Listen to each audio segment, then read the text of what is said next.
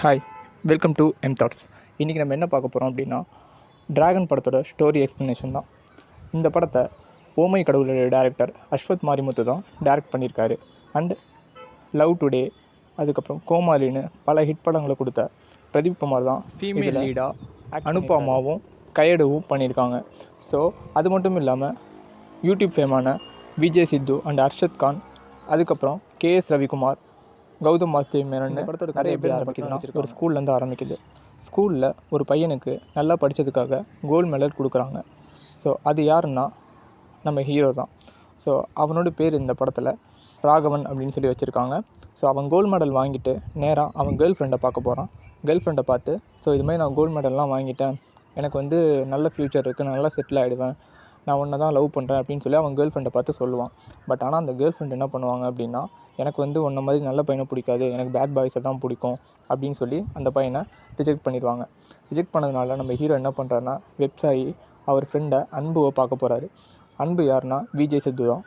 So Vijay சித்துக்கிட்ட இது மாதிரி சொல்லி புலம்பும்போது, நான் நல்ல பையனாக இருக்கிறதுனால தான் அவர் ரிஜெக்ட் பண்ணா, நான் இனிமேல் நல்ல பையனாக இருக்க மாட்டேன், ஸோ வந்து நான் கெட்டவனாக மாற போகிறேன் அப்படின்னு சொல்லிட்டு அவனே ஒரு பேர் வைக்கிறதுக்கு பிளான் பண்ணுறான். அப்போ தான் விஜய் சித்து என்ன பண்ணுறாரு அப்படின்னா, அதாவது அன்பு இந்த படத்தில் அவருடைய கேரக்டர், அவர் என்ன பண்ணுறாரு அப்படின்னா அவருக்கு டிராகன் அப்படின்னு ஒரு பேரை வைக்கிறாரு. இதோடு நம்ம படத்தோட அதுக்கு ஹெட்டிங் போட்டு ஒரு 3-4 வருஷம் கழித்து ஒரு காலேஜை காட்டுறாங்க. ஸோ அந்த காலேஜில் ஃப்ரெஷர்ஸ் டே நடக்குது. அங்கே பிரின்சிபல் புதுசாக வர ஸ்டூடெண்ட்ஸை வெல்கம் பண்ணுறதுக்காக வராரு. வந்துட்டு அவர் ஸ்டூடெண்ட்ஸுக்கு நிறைய அட்வைஸ் பண்ணிவிட்டு, நீங்கள் ஒரே ஒருத்தனை மாதிரி மட்டும் இருக்கக்கூடாது, இங்கே இந்த காலேஜில் ஒரு பையன் படித்தான், அவனை மாதிரி நீங்கள் இருக்கக்கூடாதுன்னு சொல்லிட்டு எக்ஸாம்பிளுக்காக ஒரு போர்டை காட்டுறாரு. அந்த போர்டில் நம்ம ஹீரோவோட ஃபோட்டோ இருக்குது. அவர் பேர் டிராகன் அப்படின்னு சொல்கிறாங்க. ஸோ இவன் தான் one of the worst student அப்படின்னு சொல்லி இந்த காலேஜ் விட்டு முடிச்சுட்டு போனதுலே நிறைய பேர் நிறைய ரெக்கார்டோடு போயிருக்காங்க. ஆனால் இவன் தான் ஒஸ்ட்டு ஸ்டூடெண்ட்டாக இங்கே இந்த காலேஜ்லேருந்து வெளில போனான், இவனுக்கு 48 அரியர் இருக்குது அப்படின்னு சொல்லி ஃப்ரெஷர் ஸ்டூடெண்ட்ஸ் கிட்ட சொல்கிறாங்க. ஸோ அதில் ஒருத்தவன் மட்டும் அவனை பற்றி கேட்குறதுக்கு ரொம்ப எக்ஸைட் ஆகுறான். அது வேறு யாரும் இல்லை, நம்ம அர்ஷத் ஹீரோவோட காலேஜ் லைஃப்பை காட்டுறாங்க. ஸ்கூலில் ரொம்ப நல்லா படிக்கிற பையனாகவும் கோல்டு மெடலிஸ்ட்டாகவும் இருந்த ஹீரோ பார்த்திங்கன்னா காலேஜில் கம்ப்ளீட்டாக மாறிடுறாரு. அவர் காலேஜில் ஒரு அரியர் உள்ள ஸ்டூடெண்ட்டாகவும் ரொம்ப மோசமான ஆளாகவும் இருக்கார். பிகாஸ் அவருக்கு நடந்த பிரேக்கப் தான் அதுக்கான ரீசன். ஸோ அப்படி இருக்கும்போது காலேஜில் ஒரு பிரச்சனை நடக்குது. அந்த பிரச்சனையில் ஹீரோ போய் எல்லாரையுமே அடித்து போட்டுடுறாரு. அப்படி அடித்து போட்டதுனால காலேஜ் மேனேஜ்மெண்ட் வந்து ஹீரோவை சஸ்பெண்ட் பண்ணுறாங்க. சஸ்பெண்ட் பண்ணதுக்கப்புறம் ஹீரோவோட கேர்ள் ஃப்ரெண்ட், அதுக்கப்புறம் அவரோட ஃப்ரெண்டான அன்பு எல்லாம் சேர்ந்து ஒரு ப்ரொட்டஸ்ட் பண்ணுறாங்க. அந்த ப்ரொட்டஸ்ட்டில் ஹீரோவை திருப்பியும் காலேஜில் சேர்த்துக்கணும் அப்படின்னு சொல்லி ஒரு ஸ்டேட்மெண்ட்டை முன்னாடி வைக்கிறாங்க. அப்போ பிரின்சிபல் என்ன பண்ணுறாரு அப்படின்னா, ஸோ இவனுக்கு இன்னொன்று சான்ஸ் தரேன், இவன் வந்து காலேஜே சரியாக அட்டன் பண்ண மாட்டான், ஆனால் இந்த 3 மாதம் அவன் கரெக்டாக அட்டன் பண்ணணும், அப்படி இருந்தானா இவனை வந்து ஃபைனல் எக்ஸாம் எழுதுறதுக்கு நான் அலோவ் பண்ணுறேன் அப்படின்னு சொல்கிறாரு.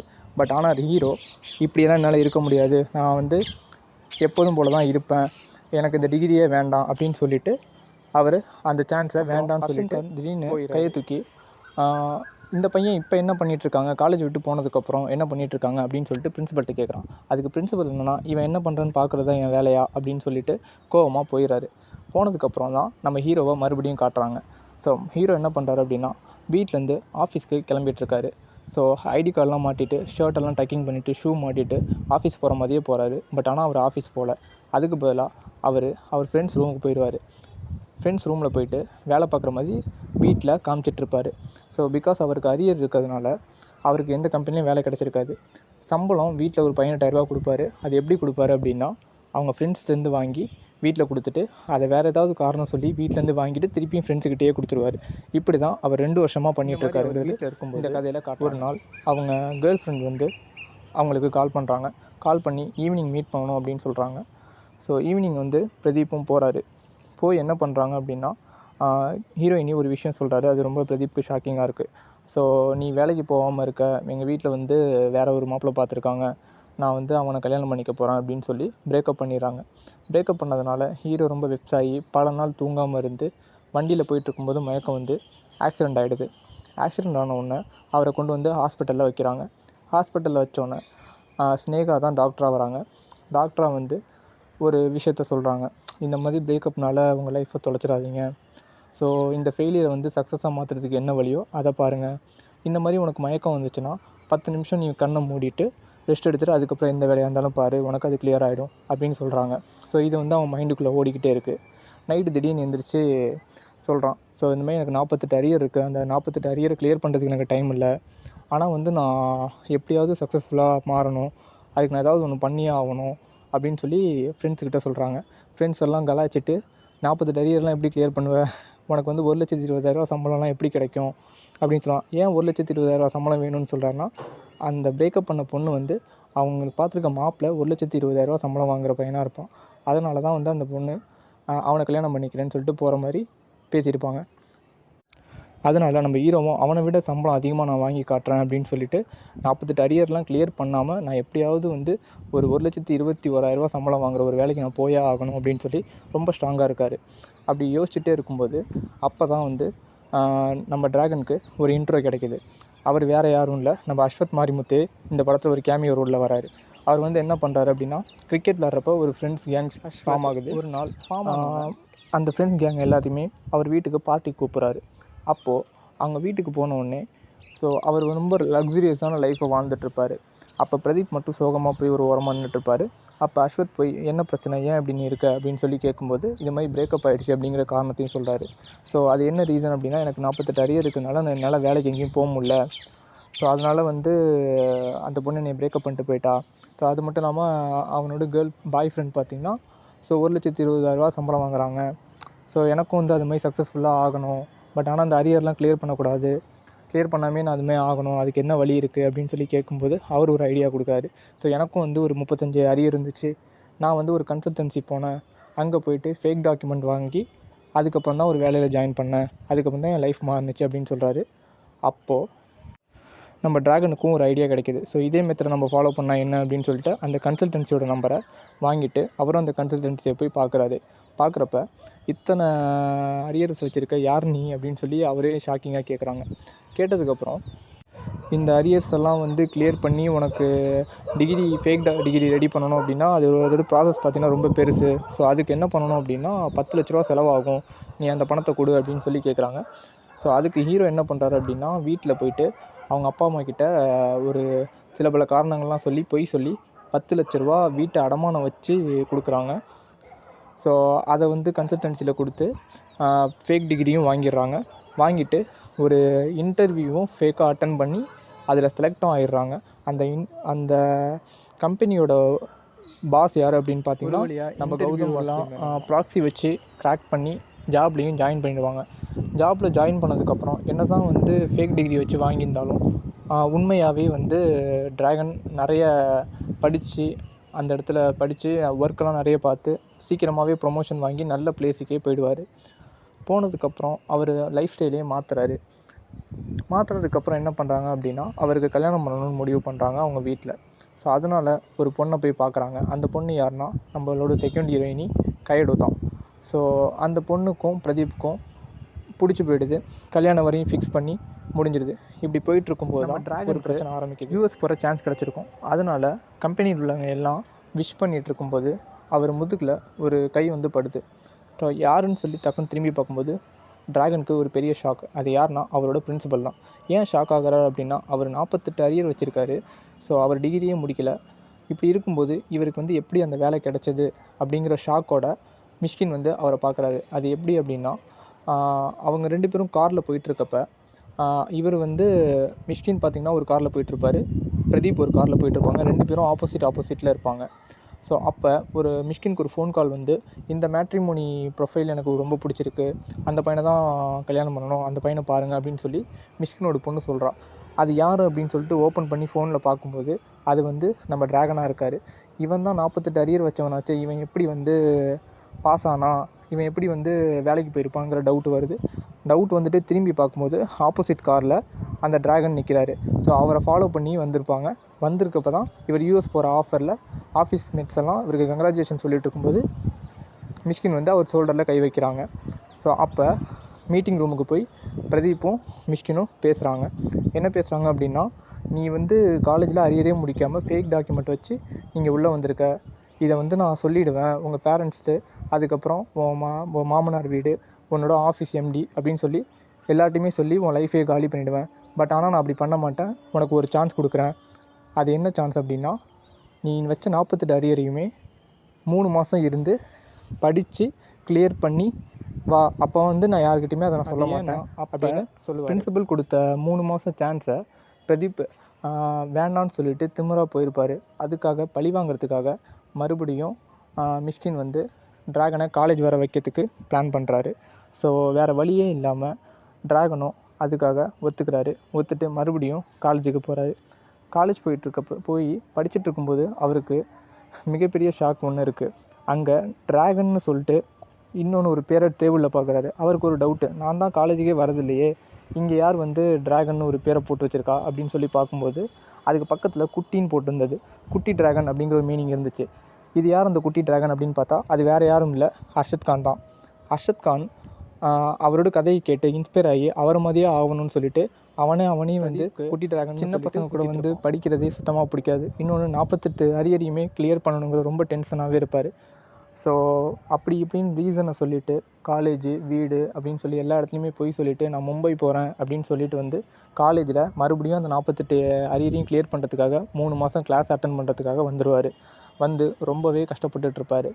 ஸோ இந்த பிரச்சனை நடந்துட்டுருக்கப்போ அவருக்கு புதுசாக இன்னொன்று பிரச்சனையும் வருது.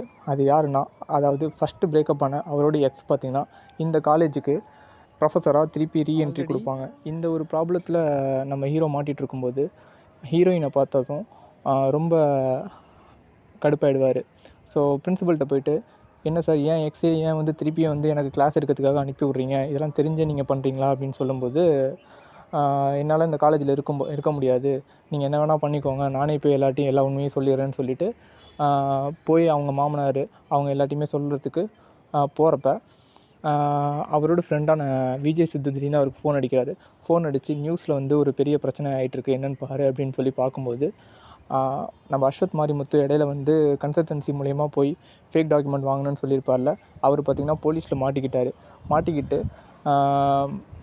மாட்டிக்கிட்டதுனால ஸோ அங்கே மற்ற எல்லா கம்பெனிஸும் வந்து இது மாதிரி எல்லாருக்கும் பேக்ரவுண்ட் வெரிஃபிகேஷன் பண்ணணும் அப்படின்னு சொல்லிடுறாங்க. ஸோ அதை பார்த்தோன்னா நம்ம ஹீரோக்கு பார்த்திங்கன்னா பயம் அதிகமாகிடும். ஐயோ பேக்ரவுண்ட் வெரிஃபிகேஷன் பண்ணால் நம்மளும் மாட்டிக்கிட்டால் வந்து நம்ம வேலை போயிடும், அதுக்கப்புறம் வந்து கல்யாணம் பண்ணிக்க போகிற பொண்ணும் போயிடும் அப்படின்னு சொல்லிட்டு பயங்கரமாக பயந்ததுனால வேறு வழி இல்லாமல் மறுபடியும் அவர் காலேஜில் இருந்தே ஆகணுங்கிற மாதிரி சுச்சுவேஷன் வந்துடுது. ஸோ அன்றைக்கி நைட்டு பார்த்திங்கன்னா ஹீரோயின் வந்து ட்ராகனை மறுபடியும் பார்க்குறாங்க. ஸோ எந்த ஹீரோயினி அப்படின்னா ஃபஸ்ட்டு பிரேக்கப் ஆன பொண்ணு, அதாவது அனுப்பாமா வந்து பார்க்குறாங்க. ஸோ வந்து பார்த்துட்டு, ஸோ உன்னை நான் மறந்துடலான்னு நினச்சிட்டு நான் போனேன், பட் ஆனால் வந்து உன்னை என்னால் மறக்கவே முடியல, உன்னை ஏமாற்றிட்டோமேங்கிற கில்ட் எனக்குள்ளே இருந்துகிட்டே இருந்துச்சு. ஸோ நீ இந்த எக்ஸாமெல்லாம் பாஸ் பண்ணிட்டு போ, உன் பிரச்சனை என்னங்கிறது எனக்கு தெரியும், நான் அன்புக்கிட்ட முன்னாடியே பேசிட்டேன், ஸோ அந்த எக்ஸாமை பாஸ் பண்ணுறதுக்கு நான் ஹெல்ப் பண்ணுறேன் அப்படின்னு சொல்லி ஹீரோயினும் வந்து அவங்களுக்கு சப்போர்ட் பண்ணுறாங்க. நீ வந்து நல்லா அந்த எக்ஸாமை படித்து பாஸ் பண்ணிவிட்டு அந்த பொண்ணை கல்யாணம் பண்ணிக்கிட்டால் தான் நான் வந்து கில்ட்டி இல்லாமல் ஃப்ரீயாக இருப்பேன் அப்படின்னு அந்த பொண்ணு சொல்லி 2 பேரும் மறுபடியும் ஃப்ரெண்ட்ஸ் ஆகிடுறாங்க. ஃப்ரெண்ட்ஸ் ஆனதுக்கப்புறம் 2 பேரும் எக்ஸாமுக்கு வந்து ஹெல்ப் பண்ணிக்கவும் ஆரம்பிக்கிறாங்க. ஹெல்ப் பண்ணி அவரும் ரொம்ப ஹார்ட் ஒர்க் பண்ணி படிக்க ஆரம்பிக்கிறாரு. அதே நேரத்தில் அவங்க ஆஃபீஸையும் வந்து ஒர்க் ஃப்ரம் ஹோம் பார்த்துட்டு ஹீரோயின்கிட்டையும் பேசிக்கிட்டு கல்யாணம் பண்ணிக்கிற போகிற பொண்ணுக்கிட்டையும் பேசிக்கிட்டு 3 பேரையும் வந்து சமாளிச்சுட்டு அவருக்கு அரியர் எக்ஸாமோட டேட்டும் வந்துடுது, எக்ஸாமும் ஸ்டார்ட் ஆகிடுது. அவர் எல்லா எக்ஸாமுமே நல்லா பண்ணிட்டு வராரு. ஸோ அப்படி இருக்கும்போது லாஸ்ட்டாக ஃபைனல் எக்ஸாமுக்கு முதல் நாள் நைட்டு அவரும் குட்டி ட்ராகனும் உட்காந்து படிச்சுட்ருக்காங்க. படிச்சுட்டு இருக்கும்போது அவரோட எக்ஸான அனுப்பாமா வராங்க. வந்து உனக்கு இன்றைக்கி பர்த்டே, ஸோ இந்த எக்ஸாம் முடிஞ்சதுக்கப்புறம் நீ போயிடுவ, உன்னை நான் பார்க்க முடியாது, ஸோ இதை செலிப்ரேட் பண்ணலான்னு வந்தேன்னு சொல்லிட்டு கேக் கட் பண்ணிகிட்ருக்காங்க. அதே நேரத்தில் அவருக்கு என்கேஜ்மெண்ட் ஆகிருக்க பொண்ணும் கால் பண்ணி ஸோ விஷ் பண்ணும்போது, உனக்கு நான் சர்ப்ரைஸ் பண்ணுறதுக்காக நான் மும்பை வந்திருக்கேன், நீ உடனே வந்து என்னை பாரு அப்படின்னு சொல்கிறாங்க. ஆனால் அவர் காலேஜில் தான் இருப்பார். ஸோ இந்த பிரச்சனையை எப்படி சமாளிக்கிறதுன்னு தெரியாமல் ட்ராகன் என்ன பண்ணுவார் அப்படின்னா, நான் உன்னை சர்ப்ரைஸ் பண்ணுறதுக்காக சென்னை வந்துட்டேன், நீ என்ன மும்பை போயிட்ட அப்படின்னு சொல்லுவார். சொன்னதுக்கப்புறம் எனக்கு இன்னும் இங்கே 1 மணி நேரத்தில் ஒரு ஃப்ளைட் இருக்குது, நான் 1 மணி நேரத்தில் சென்னை வந்துடுவேன், நீ வா ஏர்போர்ட்டுக்கு வா அப்படின்னு சொல்லும்போது காலேஜ்லேருந்து 3 மணி நேரம் ஏர்போர்ட். ஸோ ட்ரைவ் பண்ணிக்கிட்டே வந்து நைட்டு படிக்காமல் ட்ரைவ் பண்ணிகிட்டே போகிறாரு. ஸோ ட்ரைவ் பண்ணும்போதே குட்டி ட்ராகன் என்ன பண்ணுவார் அப்படின்னா, அதாவது அர்ஷத் கான் புக்கை வச்சு படிச்சுக்கிட்டே வருவார். அதை அவர் காதில் வாங்கிக்கிட்டு ப்ரிப்பேர் பண்ணிவிட்டு போயிட்டுருக்காங்க. ஸோ நைட்டு பூரா தூங்காமல் ட்ரைவ் பண்ணி எப்படியோ விடிய காலில் ஏர்போர்ட்டுக்கு போயிடுறாரு. போய் கேர்ள் ஃப்ரெண்டையும் பார்த்துட்டு அந்த பொண்ணு என்ன சொல்கிறா அப்படின்னா, நீ என்னை எதுவும் ஏமாத்துறியா? ஏன் இந்த மாதிரி வந்து 3 மாதமா நீ என்கிட்ட சரியாக பேசுறதில்ல, எதுவும் ஏமாத்துறியா அப்படின்னு சொல்லி கேட்குறாங்க. ஆல்ரெடி எனக்கு வந்து ஒரு லவ் இருந்துச்சு. ஸோ அந்த பையன் வந்து என்கிட்ட நிறைய பொய் சொன்னதுனால தான் அவனை நான் பிரேக்கப் பண்ணிட்டேன். ஸோ நீயும் அது மாதிரி எதுவும் பொய் சொல்லலை என்கிட்ட அப்படின்னு சொல்லி சொல்கிறா. அப்போ டிராகன் என்ன பண்ணுறாரு அப்படின்னா, நான் அந்த மாதிரி எந்த பொய்யும் சொல்லலை அப்படின்னு சொல்லி அந்த பொண்ணு தலையிலே சத்தியம் பண்ணிவிட்டு அங்கேருந்து கிளம்பி மறுபடியும் வராரு. நைட்டு வரும்போது தூங்காமல் படிச்சுக்கிட்டே வராரு, ட்ரைவ் பண்ணிக்கிட்டே. அப்படி ட்ரைவ் பண்ணிக்கிட்டே வந்து காலேஜும் வந்து சேர்ந்துட்டு அரியர் எக்ஸாம் எழுத போகிறாரு. அரியர் எக்ஸாம் எழுத போகிறப்ப அவர் ஆரம்ப கொஷின் பேப்பர்லாம் நல்லா ஈஸியாக வந்திருக்கு, இந்த எக்ஸாமை பாஸ் பண்ணிடலாம் அப்படின்னு சொல்லிட்டு நம்பிக்கையோடு இந்த எக்ஸாமை எழுத ஆரம்பிக்கிறாரு. அப்போ என்னென்னா, ஃபஸ்ட்டு அவருக்கு பிரேக்கப் ஆகிருக்கப்ப வண்டியில் போயிட்டுருக்கப்ப ஒரு மயக்கம் வந்து கீழே விழுவார். அது தூங்காமல் இருந்ததுனால அந்த மயக்கம் வருதுன்னு ஸ்னேகா சொல்லியிருப்பாங்க. அதே மாதிரி பிரச்சனை அவர் தூங்காமல் இருந்ததுனால இப்போயும் வந்துடும். வந்தப்போ அவர் என்ன பண்ணுவார் அப்படின்னா, ஸ்னேகா சொன்னது ஞாபகம் இருக்கும், நீங்கள் வந்து இந்த மாதிரி அகெயின் இதுமாரி வந்து பிரச்சனை வந்துச்சுன்னா எந்த வேலை பார்த்துருந்தாலும் ஒரு 10 நிமிஷம் கண்ணை மூடிட்டு அதுக்கப்புறம் எதாக இருந்தாலும் பாருங்கள் அப்படிங்கிறனால எக்ஸாமுக்கு லாஸ்ட்டு ஒரு 1 ஹவர் டைம் இருக்கிறப்ப ஒரு 10 நிமிஷம் கண்ணை மூடுவோன்னு சொல்லி மூடுவார். மூடுறப்ப 1 ஹவர் பார்த்திங்கன்னா டக்குன்னு வந்து 10 நிமிஷமாக மாறிடும். ஸோ அவர் ஆக்சுவலி தூங்கிடுவார். தூங்கிட்டு டக்குன்னு பார்க்கும்போது டைமே இருக்காது, அவசர அவசரமாக அதை எழுத ஆரம்பிப்பார். அந்த எக்ஸாமை சரியாகவே பண்ணாததுனால அவர் பாத்ரூமில் போய் சோகமாக கண்ணாடியை பார்த்துட்ருப்பார். ஸோ கண்ணாடியை பார்த்துட்டு இருக்கும்போது டக்குன்னு மறுபடியும் வந்து இன்னொன்று ஒரு ஃப்ரெஷர்ஸ் டேவை காட்டுறாங்க. ஃப்ரெஷர்ஸ் டேயில் அதே மாதிரி மிஷ்கின் வந்து பிரதீப் ஃபோட்டோவை வச்சு பேசிகிட்ருக்காரு. ஸோ இந்த பையன் தான் வந்து 48 அரியர் வச்சுட்டு அவன் வந்து பண்ண தப்பை சரி பண்ணுறதுக்காக அவனுக்கு இன்னொரு சான்ஸ் கொடுத்து அவன் வந்தான், திருப்பியும் வந்து எக்ஸாம் எழுத போனான். எக்ஸாம் எழுதி அவன் பாஸ் பண்ணிட்டானா என்ன அப்படிங்கிறத டக்குன்னு வந்து ஒரு பையன் எழுந்திரிச்சு அந்த கேள்வி கேட்குறான். அவர் பாஸ் பண்ணிட்டாரா இல்லையா அப்படின்னு சொல்லி கேட்குறான். அப்போ மறுபடியும் இந்த ஒரு ஃப்ளாஷ்பேக் போகுது. அப்போ டிராகன் என்ன பண்ணுறாரு அப்படின்னா, எக்ஸாம் எழுதி முடிச்சு மறுபடியும் ஒரு ஒர்க்கிங் ப்ளேஸ்க்கே போயிடுறாரு. ஒர்க் பண்ணிகிட்டு இருக்கும்போது அவருக்கு எக்ஸாமோட ரிசல்ட் வந்திருக்குது தெரிய வருது. அவர் ரிசல்ட்டு பார்த்துட்ருக்கும்போது டக்குன்னு ஜிவிஎம் வந்து என்ன பண்ணுறாரு அப்படின்னா அவரை கூப்பிட்றாரு. ஸோ நம்ம கம்பெனியில் வந்து ஃபேக் டாக்குமெண்ட்ஸ் வச்சு யாரும் வேலைக்கு சேர்ந்துருக்காங்கன்னு சொல்லி செக் பண்ணிகிட்ருக்கேன். ஸோ எல்லாருமே செக் பண்ணிட்டேன், உன்னோடது மட்டும் நான் செக் பண்ணணும், நீ எந்த காலேஜில் படித்தேன்னு சொல்லி நான் உங்கள் காலேஜுக்கு பேசுகிறேன் அப்படின்னு சொல்லும்போது காலேஜுக்கு ஃபோன் அடிக்கிறாங்க. அந்த நேரத்தில் நம்ம ஹீரோக்கு ரிசல்ட்டும் வந்திருக்கும். ரிசல்ட் வந்திருந்தாலுமே ஹீரோக்கு லோடிங் ஆகிட்டு இருக்கிறதுனால அவருக்கு வந்து ரிசல்ட் இன்னும் பார்த்துருக்க மாட்டார். அவர் பாஸ் ஆனாரா ஃபெயில் ஆனாரா அப்படிங்கிற எந்த டேட்டாவுமே தெரியாது. ஸோ கௌதம் வாசுதேவ் என்ன பண்ணுறாரு அப்படின்னா, காலேஜ் மேனேஜ்மெண்ட்டுக்கு ஃபோன் அடிக்கும்போது மிஷ்கின் கரெக்டாக ஃபோன் எடுத்து பேசிகிட்ருக்காங்க. பேசிகிட்டு இருக்கும்போது அப்போ தான் கரெக்டாக ரிசல்ட்டும் வருது. ஹீரோ வந்து பாஸ் ஆகிடுறாரு. பாஸ் ஆனதுக்கப்புறம் மிஷ்கின்னு சொல்லிடுறாரு, ஆமாம் இவர் இந்த காலேஜில் தான் டிகிரி முடித்தார் அப்படின்னு சொல்லி பேக்ரவுண்ட் வெரிஃபிகேஷனையும் சக்ஸஸ்ஃபுல்லாக முடித்து ஹீரோவுக்கு எந்த பிரச்சனையும் இல்லாத மாதிரி பண்ணிவிடுவாங்க. ஸோ அதுக்கப்புறம் என்ன ஆகுது அப்படின்னா, ஹீரோவுக்கு கல்யாணமும் ஃபிக்ஸ் பண்ணுறாங்க. ஸோ மிஷ்கினையும் போய் இன்வைட் பண்ணி எல்லாரையுமே இது பண்ணி அந்த கல்யாணம் நடக்கிறதுக்கு இப்படி எல்லாமே போயிட்டுருக்கோம். நம்ம அன்றைக்கி நைட்டு பார்த்திங்கன்னா நம்ம குட்டி டிராகனும் ஒரு பதட்டமாக எங்கேயோ கிளம்புறாரு. அதை பார்த்துட்டு ஹீரோ என்ன பண்ணுறாருனா, அந்த பையன்கிட்ட போய் என்ன பிரச்சனைன்னு கேட்கும்போது அவர் ஒரு விஷயம் சொல்கிறாரு. நம்ம காலேஜில் நல்லா ஒரு பையன் படிச்சுட்ருப்பான், அவன் தான் வந்து கூகுளெலாம் ப்ளேஸ் ஆகிருக்கான். பட் அவன் வந்து இந்த ஒரு எக்ஸாம் ஃபெயில் ஆகிட்டான். ஃபெயில் ஆகி ரீவேல்யூவேஷன் போட்டிருக்கான். ரீவேல்யூவேஷன்லேயும் வந்து அவன் ஃபெயிலுன்னு வந்ததுனால வெப்ஸாகி அவன் சூசைட் பண்ணிக்கிட்டான். அவனுக்கு ஏதாவது ஆகிடுச்சான்னு சொல்லிட்டு இப்போ ஹீரோ பதட்டமாக கேட்குறாரு. இல்லை எதுவும் ஆகலை, அவன் கட்டு போட்டுட்டு வீட்டில் தான் இருக்கான், ஸோ அவனை தான் பார்க்க போகிறேன் அப்படின்னு சொல்லி போகும்போது குட்டி டிராகன் வந்து ட்ரிங்க் பண்ணியிருப்பார். ஸோ அதனால் வந்து ட்ரிங்க் பண்ணியிருக்கேன் நானும் வரேன்னு சொல்லிட்டு பிரதீப்பும் போகிறாரு. போய் அவனை மீட் பண்ணும்போது அந்த பையன் சொல்கிறான், இல்லை நான் நல்லா தான் படித்து நல்லபடியாக தான் எக்ஸாம் எழுதினேன், ஆனால் யாரோ ஒருத்தன் தப்புனால எனக்கு இது மாதிரி ஃபெயில் ஆகிட்டேன் அப்படின்னு சொல்லும்போது, யாரோ ஒருத்தன் தப்பாக எனக்கு புரியலை என்ன ப்ராப்ளம் அப்படின்னு சொல்லி கேட்கும்போது அந்த ரீவேல்யூவேஷன் பேப்பர் எடுத்து பார்ப்பாங்க. அந்த பேப்பர் பார்த்திங்கன்னா நம்ம பிரதீப் எழுதின பேப்பராக இருக்கும். ஸோ என்ன நடந்திருக்கும் அப்படின்னா, நம்ம ஹீரோ சோகமாக கண்ணாடி முன்னாடி வந்து நின்றுட்டுருப்பார்ல, அந்த எக்ஸாமை வந்து தூங்கினதுக்கப்புறம் ஸோ அப்போ கண்ணாடி முன்னாடி நின்றுட்டுருக்கும்போது அவருக்கு ஒரு ஐடியா வரும். ஸோ அது என்னென்னா, பேப்பர் அந்த கன்சல்டன்சிக்கு ஃபோன் அடித்து இந்த மாதிரி 48 பேப்பரை கிளியர் பண்ண முடியாதுன்னு சொன்னீங்க, ஓகே, ஸோ ஒரே ஒரு பேப்பர் மட்டும் கிளியர் பண்ணலாம்ல, அந்த பேப்பரை சேஸ் பண்ணி என்னை எப்படியாவது பாஸ் பண்ண வைங்க அப்படின்னு சொல்லி அந்த கன்சல்டன்சியை சொல்லியிருப்பார். ஸோ அப்படி தான் வந்து பிரதீப் எழுதின பேப்பரை தூக்கி இப்போ சூசைட் பண்ணிக்க போன பையனோட பேப்பரை வச்சுருப்பாங்க. அப்படி மாற்றதுனால பிரதீப் பாஸ் ஆகிருவாப்பில், இந்த பையன் வந்து ஃபெயில் ஆகிருப்பாங்க. ஸோ இதுதான் நடந்திருக்கும். ஸோ இதை சொன்னதுக்கப்புறம் வந்து பிரதீப்புக்கு ஒருமே கில்ட் ஆகிடும். ஆஹா, நம்ம மட்டும் அந்த பேப்பரை மாற்றாமல் இருந்திருந்தால் இந்த பையன் வந்து இது பண்ணி நல்ல ஒரு இதுக்கு போயிருந்திருப்பானே, ஸோ இவனை இப்படி ஆக்கிட்டோமே அப்படின்னு சொல்லிட்டு அந்த யோசனையிலே வந்து கல்யாண மண்டபத்துக்கும் வராரு. கல்யாண மேடை வரையும் போயிட்டு அவர் உட்காராரு. பட் தாலி கட்ட போகும்போது அவருக்கு அந்த கில்ட் வந்து கல்யாணம் பண்ணிக்கவே தோணலை. டக்குன்னு எல்லாருக்கிட்டையும் எல்லா உண்மையும் சொல்லணும்னு சொல்லிட்டு அவர் எல்லாருக்கிட்டையுமே எல்லா உண்மையும் அப்படி சொன்னதுனால என்ன நடக்குது அப்படின்னா அந்த கல்யாணமும் நின்று போயிடுது. ஸோ ஹீரோவை போலீஸும் பிடிச்சிடுறாங்க. ஸோ இதை தான் வந்து மிஷ்கின் வந்து அந்த ஃப்ரெஷர் ஸ்டூடெண்ட்ஸ்கிட்ட இப்படி ஒரு ஸ்டூடெண்ட் இருந்தான் அப்படிங்கிறது சொல்லிகிட்டு இருக்காரு. சொன்னதுக்கப்புறம் இப்போ வந்து ஹீரோ என்ன பண்ணிகிட்ருக்காரு அப்படின்னா அதில் ஒரு பையன் கேட்கும்போது, ஸோ இப்போ அவனை நான் பார்க்கவே இல்லை, ஸோ அவன் ஜெயிலுக்கு போயிட்டு வந்ததுக்கப்புறம் அவன் என்ன ஆனாங்கிறது தெரியல அப்படின்னு சொல்லிட்டு ஸ்டோரி வந்து முடியுது.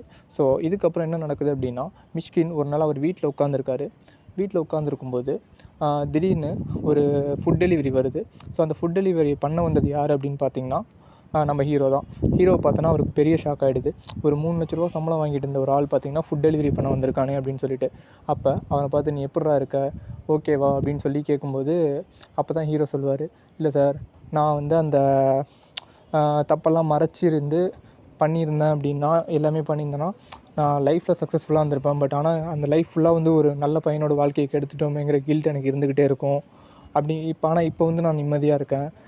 8,000 ரூபாய்க்கு வந்து ஜொமேட்டோ ஓட்ட ஆரம்பித்தேன். பட் ஆனால் இப்போ 25,000 சம்பாதிக்கிறேன். எங்கள் வீட்லேயும் வந்து நான் பண்ண விஷயத்த பெருமையாக ஏற்றுக்கிட்டாங்க. நான் பண்ணது தப்பாக இருந்தாலுமே பட் இன்னொரு பையன் வந்து கெட்டுறக்கூடாதுங்கிறதுக்காக எல்லா உண்மையும் ஒத்துக்கிட்டு நீ ஜெயிலுக்கு போனில, இது நல்ல விஷயம் அப்படின்னு சொல்லி என்னை ஏற்றுக்கிட்டாங்க. இப்போ நான் சந்தோஷமாக தான் இருக்கேன் அப்படின்னு சொல்லி ஹீரோவும் சொல்கிறாரு. சொன்னதுக்கப்புறம் ஹீரோ வேலைக்கு போயிட்டு திருப்பி வீட்டுக்கு வராரு. வீட்டுக்கு வரப்போ டக்குன்னு பார்த்தீங்கன்னா அவர் வீட்டில் மிஷ்கின் உட்காந்துருக்காரு. மிஷ்கின் உட்காந்து அவர் என்ன கேட்பார் அப்படின்னா, என் பொண்ணு வந்து உன் ப்ரொஃபைலில் மேட்ரிமோனியில் பார்த்து ஒன்றை தான் கல்யாணம் பண்ணிப்பேன்னு சொல்லியிருந்தா. ஸோ அதுக்கப்புறம் இப்போ போய் அவகிட்ட நான் பேசும்போது, எவன் ஒருத்தவன் தப்பு பண்ணதை வந்து சரி பண்ண ட்ரை பண்ணுறானோ அவன் லைஃப்பில் திருப்பி தப்பு பண்ண மாட்டான்னு உன்னையே கல்யாணம் பண்ணிக்கணும்னு விரும்புகிறா. நீ என் பொண்ணை கல்யாணம் பண்ணிக்கணும் அப்படின்னு சொல்கிறாங்க.